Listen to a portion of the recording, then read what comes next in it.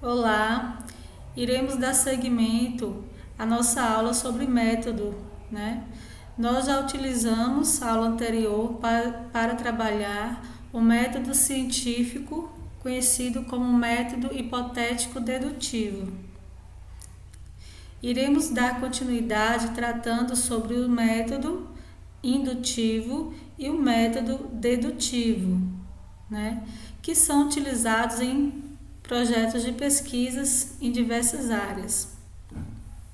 Iremos entender como eles são utilizados, né? E quais os métodos que podemos estar escolhendo para as nossas pesquisas. A depender do que foi estudado, podemos estar escolhendo o método mais adequado, entendendo como ele funciona. Então, vamos entender como se dá o método indutivo.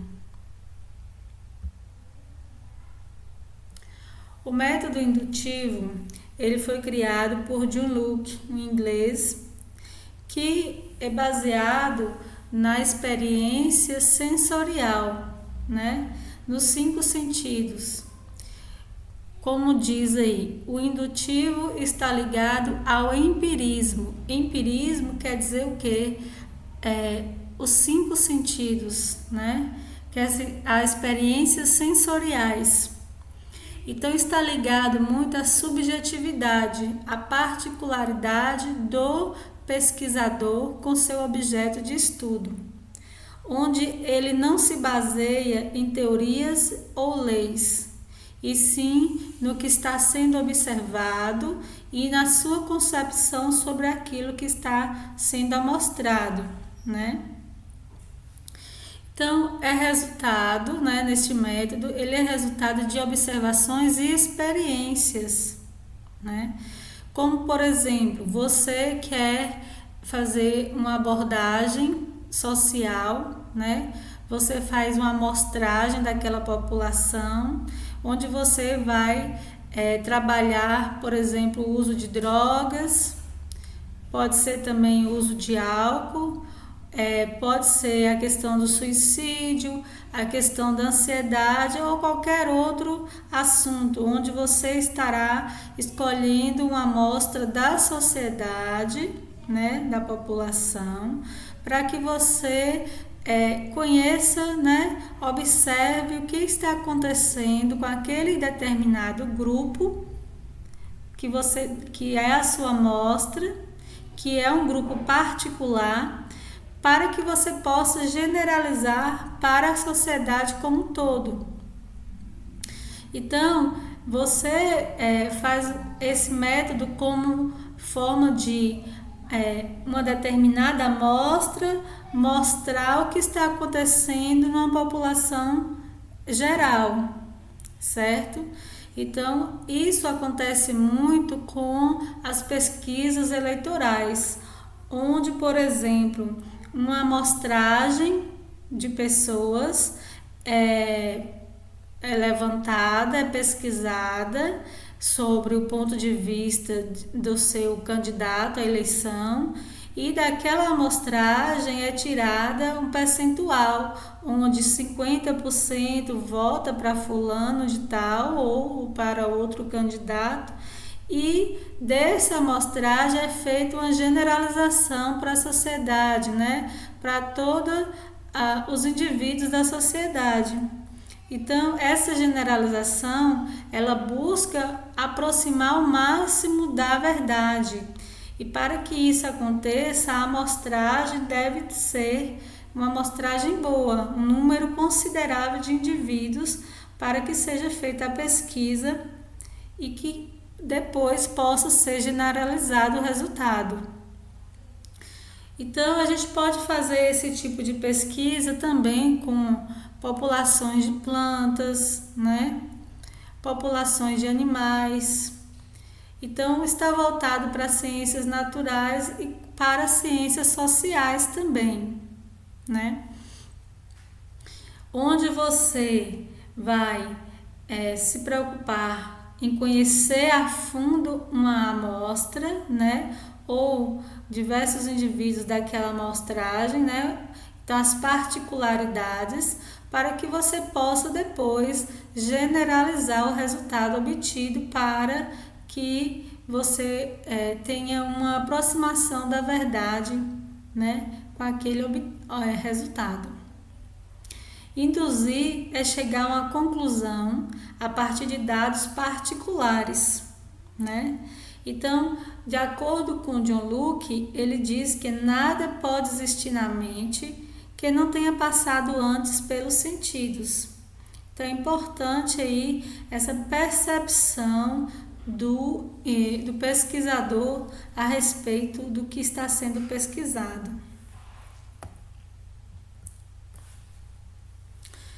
Logo, induzir é um processo mental, né? É um processo em que está sendo feita uma observação da amostragem, né? Uma amostragem a partir de dados particulares, né? Então, existe uma particularidade, que são os indivíduos da amostra, que devem ser suficientemente constatados, averiguados, né, para que possa se inferir uma verdade geral, uma verdade universal, né, para que possa ser generalizado aquele resultado obtido da amostra. Portanto, o objetivo dos argumentos indutivos é levar a conclusões cujo conteúdo é muito mais amplo do que as premissas nas quais se basearam. Então, as premissas são os dados particulares. E desses dados particulares é levada a uma generalização, né? Uma verdade que deve ser aproximada, né? O mais possível. Então, esse método indutivo, ele induz do particular para o geral, né?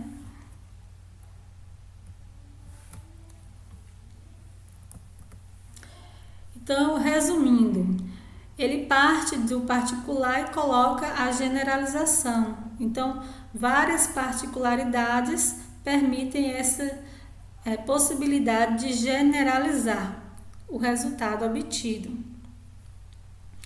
né? Como, por exemplo, eu falei, você observa uma amostra, por exemplo, o comportamento de sapos de uma determinada região.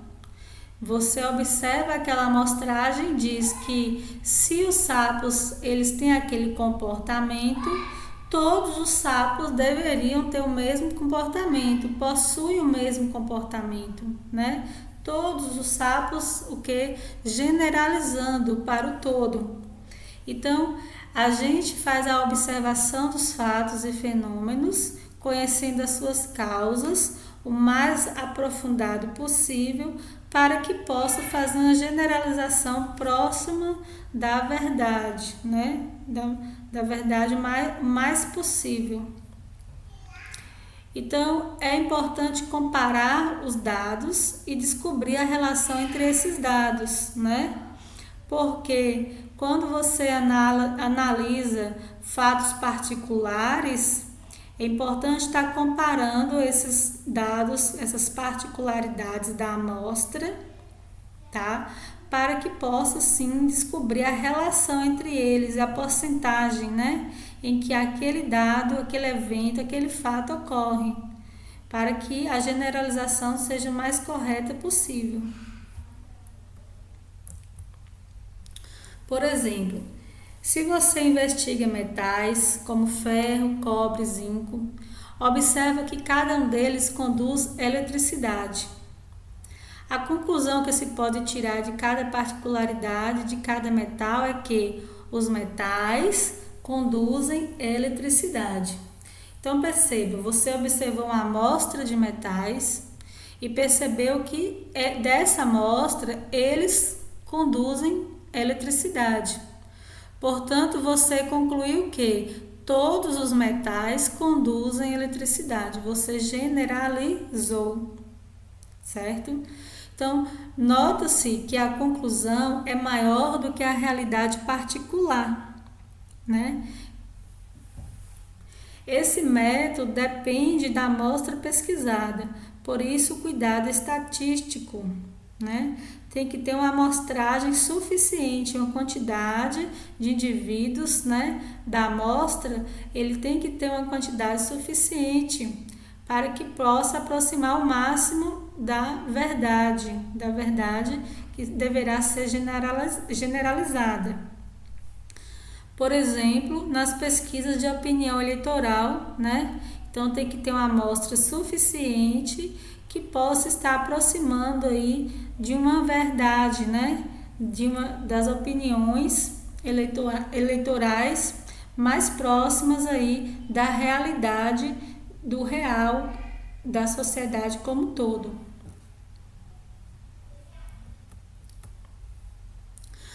Então vamos entender como ocorre aí os exemplos de método indutivo.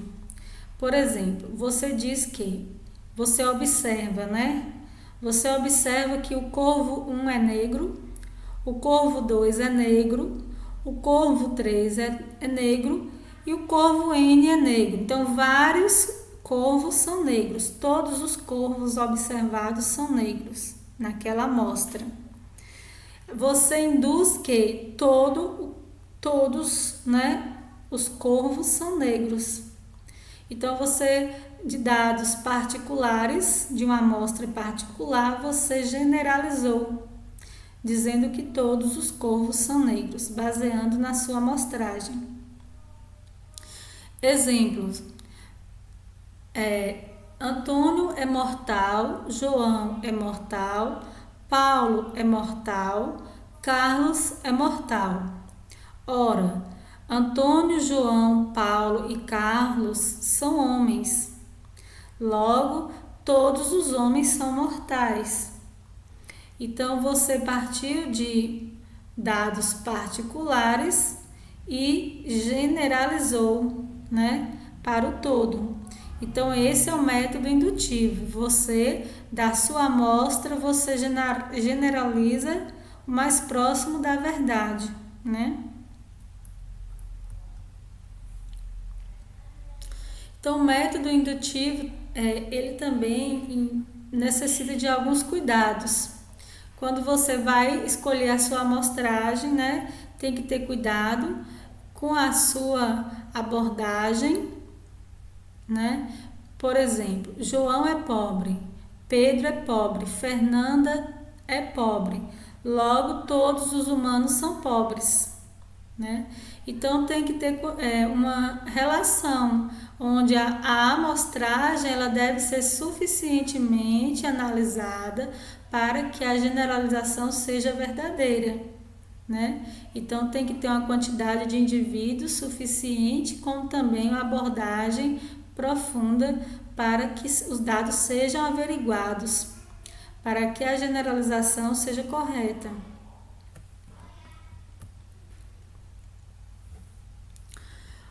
Outro cuidado, temos que ter certeza de que é verdadeiro o fato de cada dado particular, né? Cada indivíduo particular.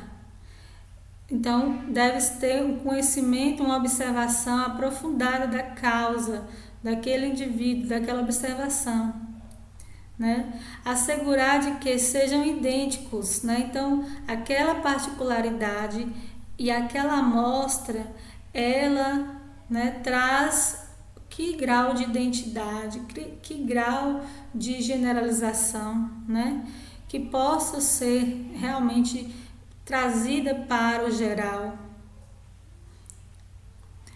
Não perder de vista o aspecto quantitativo das análises, né? Então é importante perceber aí o número de amostra, o número de indivíduos da amostra, para que ela possa se aproximar ao máximo aí da verdade a ser generalizada.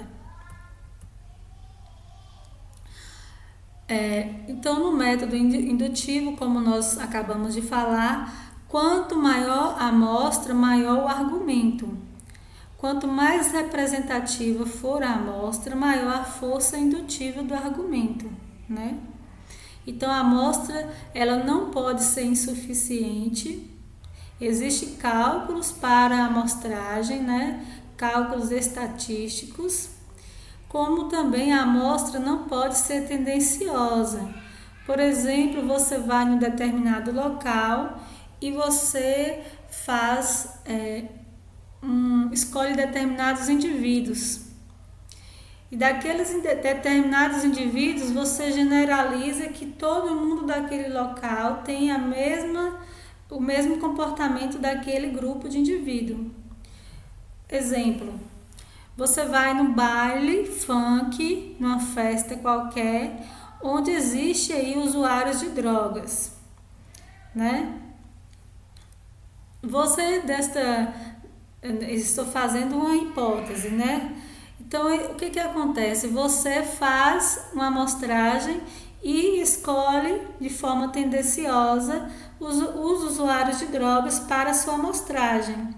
Logo, você vai generalizar que se fulano A usa droga, fulano B usa droga, fulano C usa droga, fulano D usa droga, logo todos os indivíduos daquele local vão usar drogas, estão usando drogas. Então você está generalizando. Existe aí uma amostra tendenciosa, onde você buscou de forma tendenciosa generalizar aquele fato particular. Então, tem que ter cuidado com a amostragem, né? Com a amostra tendenciosa. O método dedutivo parte das teorias e leis consideradas gerais e universais.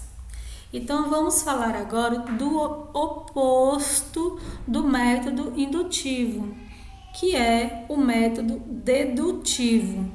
O método dedutivo, ele já parte de teorias, de leis, de verdades, né, que são consideradas aí gerais e universais, né?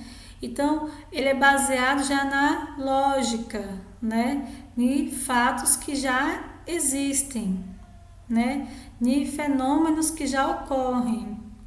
Então, é baseado na observação desses fenômenos e na explicação de determinados fatos de acordo com esses fenômenos, né? Que são as leis e as teorias. O oposto do que ocorre no indutivo. No indutivo não tem baseamento formal, não tem baseamento lógico, e sim na subjetividade do pesquisador com a sua amostra, com a sua amostragem, né? Então, o que vai acontecer?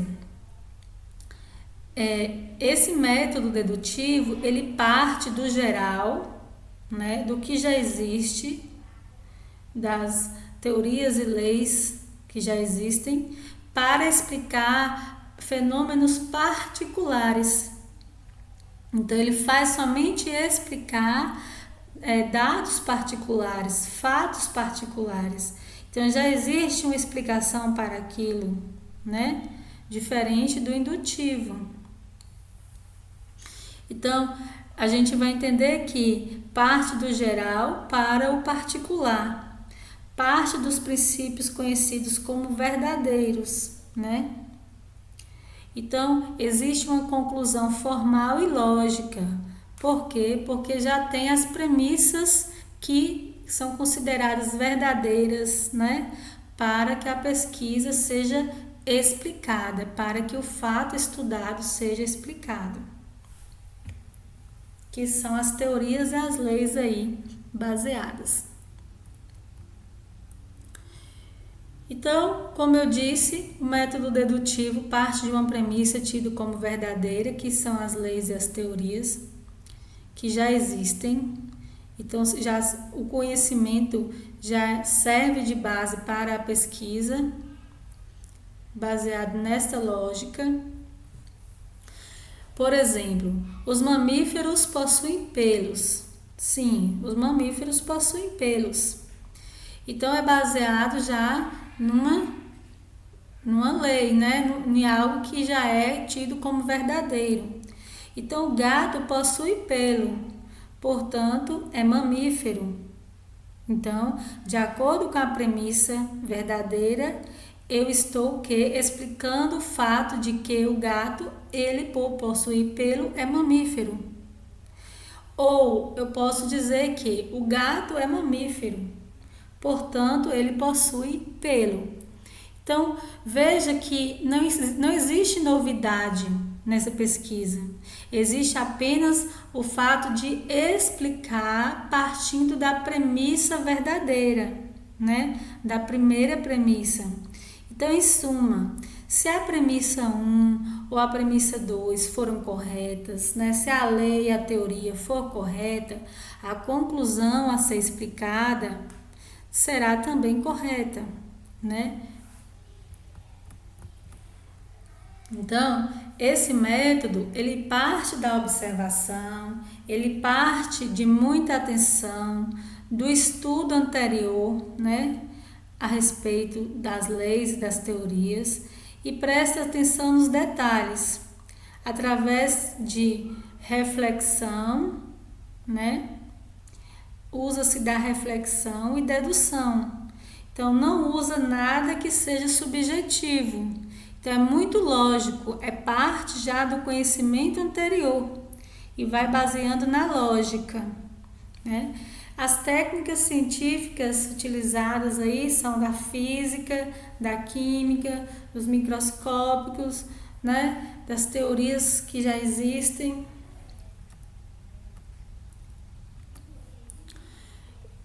Logo, alguns exemplos são aqui citados. No método dedutivo, diz que a premissa verdadeira, todo mamífero tem um coração. Sim, é uma premissa verdadeira. Então, já partiu de um dado verdadeiro. Ora, todos os cães são mamíferos. Logo, todos os cães têm coração. Então, utilizou-se da premissa verdadeira para explicar um dado particular, que são os cães, né? Uma particularidade.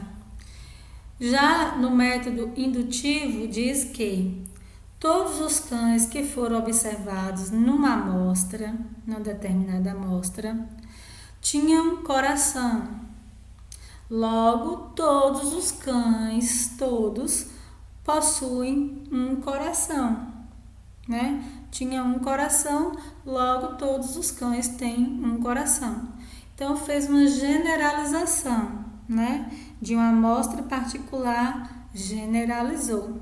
E o dedutivo fez o quê? De um dado geral, já tido como verdadeiro, que a presença de um coração nos mamíferos, ele partiu para explicar o fato particular de que o cão, sendo mamífero, ele terá sim, né? Todos os cães terão um coração. Então, veja que o método dedutivo, ele serve apenas para explicar e esclarecer determinada situação, né? Então, veja que só houve apenas um esclarecimento, baseando-se, né, em leis e teorias. Então, explicou uma situação particular baseando-se em leis e teorias, em premissas que já são tidas como verdadeiras. Já o indutivo, ele serve para generalizar determinada situação, baseando-se em dados particulares, né? Então, uma amostra particular é obtida para obter uma posterior generalização daquele fato.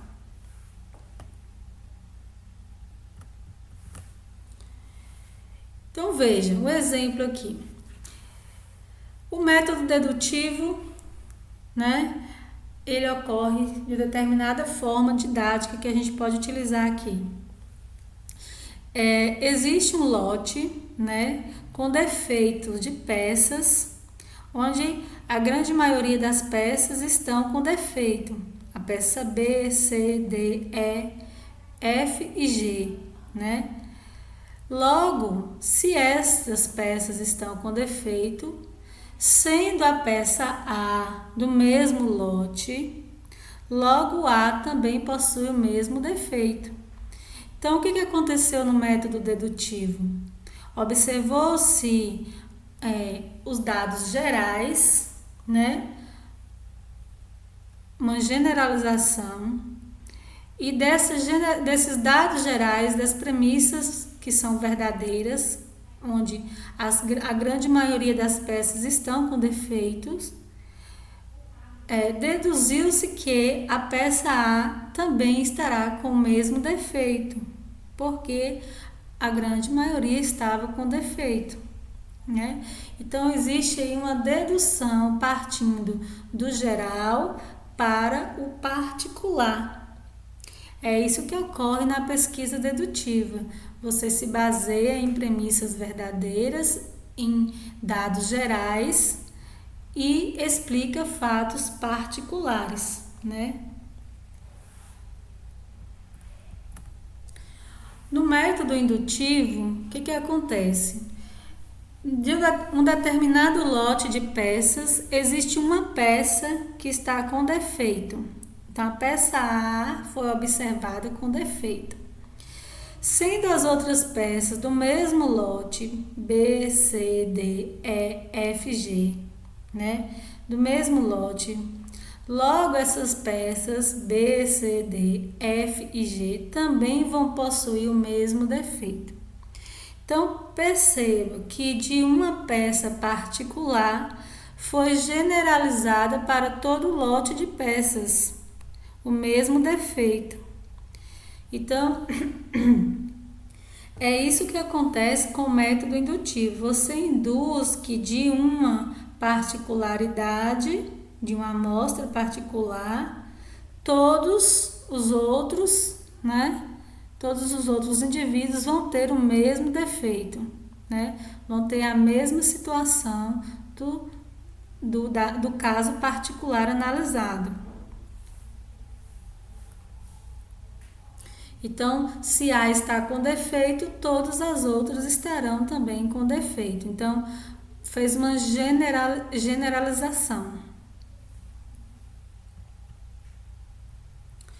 Portanto, o método dedutivo é muito utilizado nas ciências exatas e o método indutivo é aplicado nas ciências naturais e sociais, né?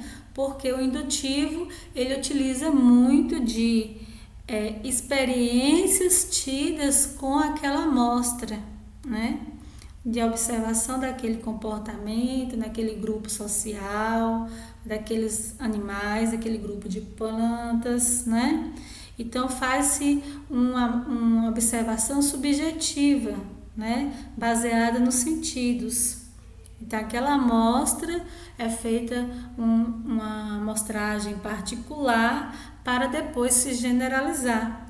Diferente do dedutivo, onde você já existe leis e teorias, né, das ciências exatas, da química, da física, até mesmo da biologia, e destas leis você vai explicar fatos particulares. Então, de leis gerais, do geral, você vai explicar determinados fatos particulares baseados nessas leis. Então, veja que é o contrário. Bom, a gente vai continuar aqui não só falando do experimento, do método, mas já partindo já para a parte de experimento, tá? Então, nós falamos de maneira superficial sobre o que é o método, como eles são utilizados nas pesquisas, que depois de escolhido o tema a ser pesquisado, vai ser escolhido o método a ser melhor colocado naquele tema, naquela abordagem, né? Então, após isso, essa escolha, a pesquisa ela vai ser melhor construída, né? Sabendo qual método vai ser utilizado, que pode ser um método, como pode ser dois métodos, né? Então, pode ser o indutivo e o dedutivo? Pode. Então, existem determinados momentos na pesquisa em que você pode utilizar os dois tipos de método, certo? Bom, Então, iremos agora dar sequência ao assunto que é o experimento controlado. Então, nesses métodos existe a possibilidade de realizar experimento, né? Experimento com uma determinada amostra de indivíduos, né? Com um determinado fenômeno que acontece, você pode estar interferindo naquele fenômeno, né? Naquele fato que ocorre. Então, isso a gente chama de experimento. Agora, esse experimento ele pode ser controlado. Então, quando a gente vai realizar uma experiência, a gente vai realizar um tratamento com determinado grupo, com determinado fato que ocorre, esse tratamento ele é feito, mas ele também tem que ter um grupo controle, né? Que a gente chama de experimento controlado. Por que existe esse grupo controle? O que é esse grupo controle? Então, quando nós vamos partir para a parte de experiência, a gente escolhe os indivíduos, né, de forma aleatória ou não, para fazerem parte do tratamento que será dado naquele experimento. E esses indivíduos vão receber aquele determinado tratamento. Mas para nível comparativo, para que aconteça uma comparação do que ocorreu durante o tratamento, existe aí um grupo chamado grupo controle, que é deixado à parte. Esse grupo controle é o grupo que não irá receber nenhum tipo de tratamento, certo? Que não irá receber o tratamento que os outros estão recebendo. Então, nós chamamos de tratamento controle, né? De grupo controle, o grupo que não irá receber o tratamento, que os outros irão receber. Para que isso acontece? Para que depois de todo o experimento realizado ser concluído, haver o que? Um comparativo entre os grupos que receberam tratamento e o grupo que não recebeu o tratamento. O que aconteceu de diferencial, né? Então, você vê aí que os ratos estão observando uns aos outros e eles dizem, bem, acho que nós somos o grupo controle, né? Porque eles perceberam que os outros estão submetidos aí a algum tratamento, né? Então, o experimento controlado é um teste científico feito sob condições controladas, o que significa que apenas um ou poucos fatores são alterados a cada vez, enquanto os outros são mantidos constantes. Então, existe um grupo que vai ser constante, que não tem tratamento, e o outro grupo que vai receber, né, vai ser alterado, alguns fatores vão ser alterados aí, ou um ou mais fatores, né, dependendo do tratamento que for utilizado.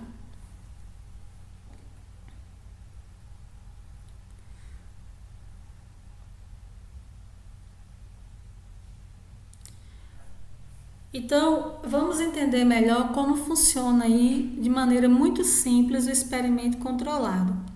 Suponha que eu decida plantar feijão na minha cozinha, perto da janela. Eu ponho a semente de feijão no vaso com terra e coloco o vaso junto à janela e espero as sementes germinarem. Porém, algumas semanas após, não há nenhum broto. Por que não? Bem, acontece que eu esqueci de regar as sementes. Então, eu vou formular uma hipótese. Eu formulo a hipótese de que as sementes não germinaram por falta de água. Então, essa é a minha hipótese. E aí, eu vou fazer novamente, né, o experimento para testar a minha hipótese, né? Para testar a minha hipótese, eu faço um experimento controlado, né? Então, como é esse experimento controlado? Eu pego o mesmo tipo de feijão, né? Escolho o mesmo tipo de feijão e divido aí 10 sementes para um vaso e 10 sementes para outro vaso. Os mesmos tipos de vasos e o mesmo tipo de terra, né? Então, tudo igual, tá? Só que os indivíduos aí são iguais, né? O experimento a início é igual, só que o tratamento utilizado vai ser diferente. Por exemplo, vai ter um grupo que vai ser o grupo experimental que vai receber água e vai ter o outro grupo que é o grupo que não vai receber o tratamento, que é o grupo controle, que não vai receber água.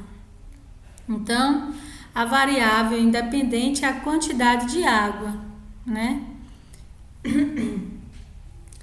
Agora, depois de algumas semanas, alguns dias, perceberam-se que do grupo experimental brotou-se 9 sementes das 10 que foram plantadas. E do grupo controle, que não recebeu tratamento, não brotou nenhuma semente das 10 que foram plantadas. Então, aí vamos ver se a hipótese, né, foi verdadeira ou falsa. Então, é importante percebermos que existe uma escolha de materiais idênticos, os materiais foram os mesmos, as condições foram as mesmas, mas o tratamento foi diferente. Então, um tratamento foi o controle, que não recebeu, na verdade, um grupo foi o controle, que não recebeu tratamento nenhum, e o outro recebeu tratamento com água, né? Para ver o que aconteceria no final do experimento.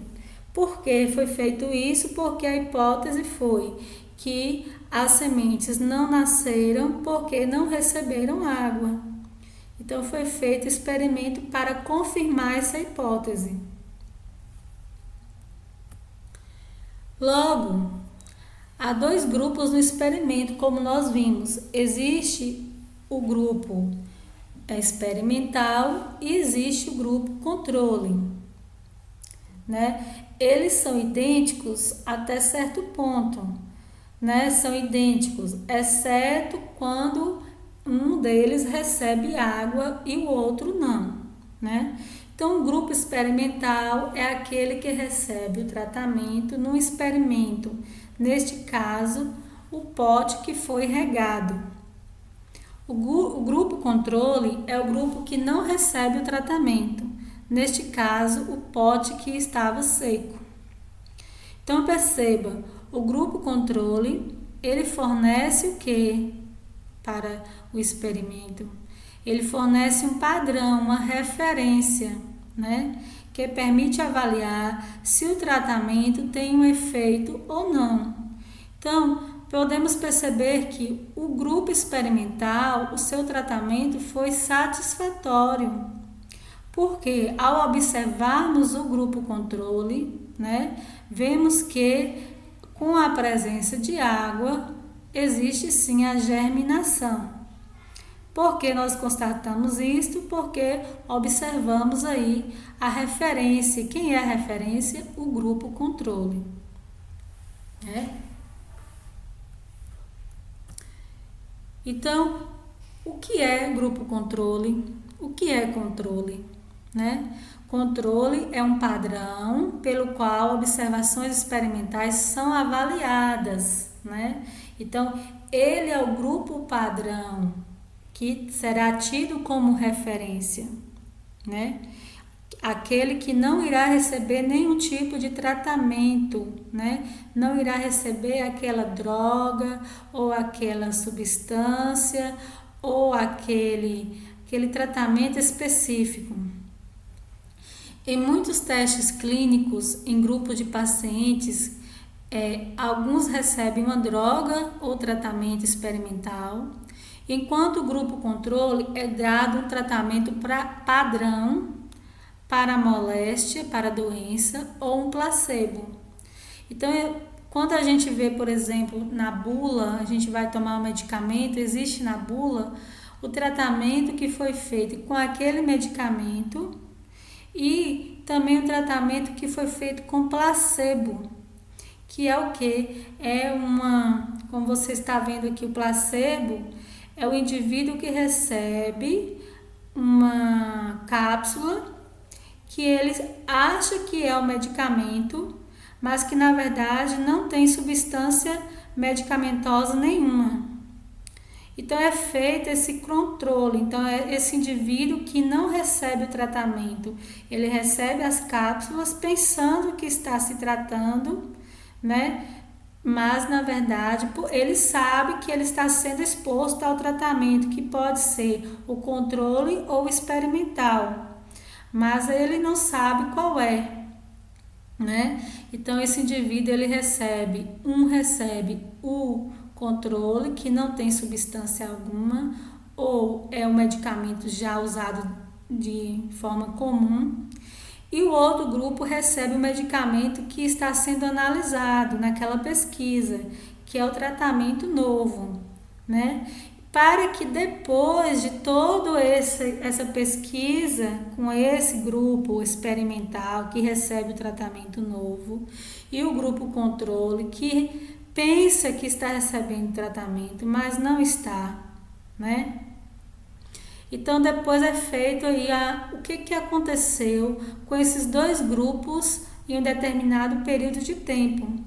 Por isso que é importante você ter a comparação com os indivíduos que recebem o tratamento e os indivíduos que não recebem aquele tratamento específico, né? Que recebe, por exemplo, só o tratamento padrão ou só o placebo, que é a cápsula sem a substância necessária, né, ao tratamento. Então, isso é importante para que a pesquisa seja controlada, ela seja, no final das contas, observado o que aconteceu com quem recebeu o tratamento novo e quem não recebeu o tratamento novo. Se teve diferenças aí no comportamento do indivíduo.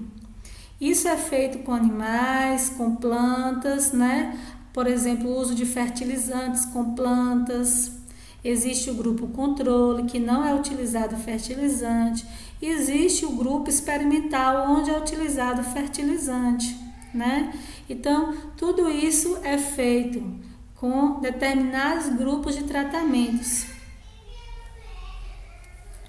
Então, gente, por hoje, essa vai ser a nossa aula. A gente vai estar finalizando para a semana que vem a gente ter a nossa atividade, né? E nas próximas semanas continuar com o assunto. Um abraço, fiquem com Deus.